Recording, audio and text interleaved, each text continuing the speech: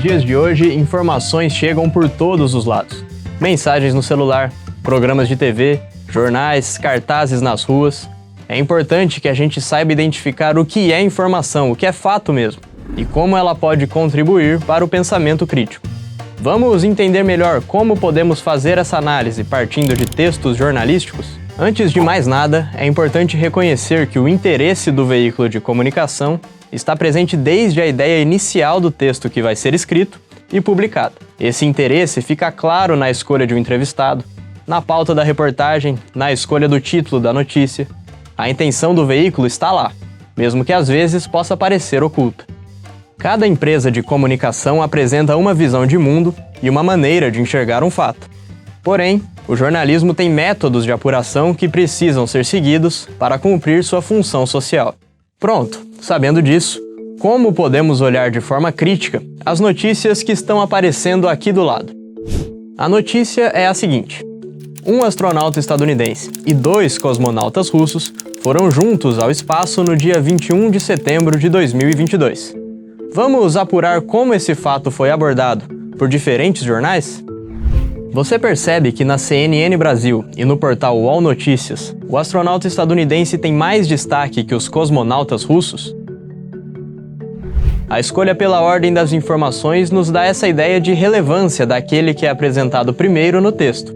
No UOL, os russos tampouco são identificados como cosmonautas. Além disso, podemos perceber que a CNN fez questão de destacar, já no título da matéria, o clima de tensão entre os Estados Unidos e a Rússia, por conta da guerra na Ucrânia. Já o Jornal da Criança apresenta primeiro a Rússia no título, o que também revela uma escolha editorial, e traz a tensão da guerra no corpo do texto, caracterizando uma abordagem mais neutra do assunto. Por vezes, um título pode ser mais apelativo para chamar a atenção e atrair leitores e cliques. É o caso da abordagem escolhida pela CNN, por exemplo. Mas devemos saber que é crucial ler o texto como um todo, não apenas o título. Outra parte que compõe a notícia, logo depois do título, é a linha fina, que complementa o que foi exposto nesse título. A informação, de modo geral, está no lead, que é aquele comecinho do texto em que podemos achar o assunto central da matéria, onde aquilo aconteceu, quando e um breve porquê. Depois do lead, vem o corpo da matéria mesmo, que pode conter entrevistas, fontes oficiais ou artigos científicos. Às vezes, pode ter tudo isso. É aqui que entra nosso senso crítico para poder separar o que é opinião do que é informação. E se for opinião, verificar se ela é válida e confiável. Ao nos depararmos com uma notícia não confiável, foto acompanhada de legenda sensacionalista, um gráfico que parece um pouco estranho, uma mensagem de áudio encaminhada com frequência, cabe a gente parar e pensar: calma lá, será que é verdade? Confira alguns exemplos. Ao longo da história, várias imagens foram adulteradas para servir a um interesse específico, como é o caso dessa fotografia do discurso de Lenin, publicado originalmente em 1920. Na primeira publicação, ao lado de Lenin, apareciam Trotsky e Kamenev. Em 1930, foi republicada sem a presença dos dois. Dados matemáticos também podem ser apresentados de maneira enganosa, como nestes gráficos da evolução de óbitos por Covid-19 na cidade de São Paulo.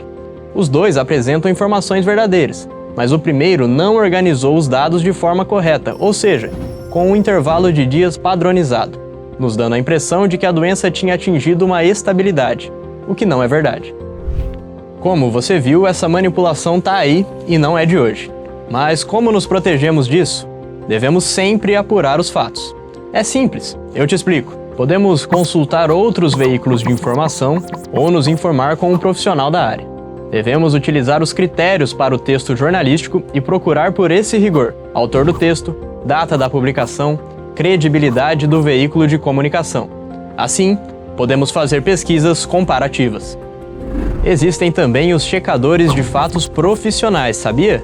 Eles estão vinculados à IFCN, uma rede internacional de verificação, o que garante uma checagem neutra e séria. Outra forma de checagem é entrar nos portais oficiais de órgãos governamentais, ou então verificar se aquela informação aparece em outros veículos de imprensa, sites e revistas.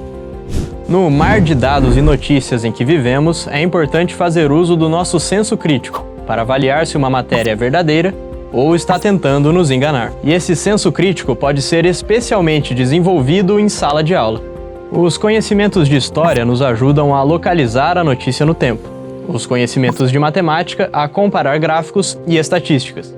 Língua portuguesa pode auxiliar no repertório de leitura e na interpretação do texto.